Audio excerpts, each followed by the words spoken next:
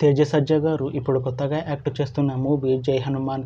అయితే తేజ సజ్జా గారు ఈ జై హనుమాన్ మూవీకి ముందు లాస్ట్ యాక్ట్ చేసిన మూవీ హనుమాన్. అయితే హనుమాన్ మూవీ రిలీజ్ అయ్యి 1 ఇయర్ అయిపోయింది. అయితే హనుమాన్ మూవీ రిలీజ్ అయ్యి మంచి హిట్ అయింది. అయితే హనుమాన్ మూవీతో తేజ సజ్జా గారికి ఒక మంచి హిట్ వచ్చింది.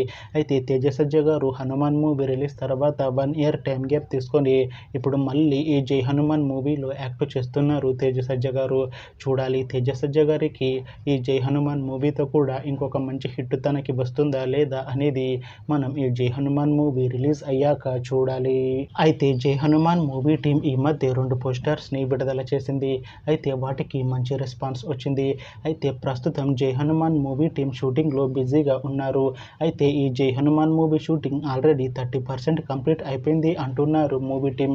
అయితే ఈ జై హనుమాన్ మూవీని 2026 ఎండింగ్ లేకపోతే 2027లో రిలీజ్ చేసేలా ప్లాన్ చేస్తున్నారు మూవీ టీం.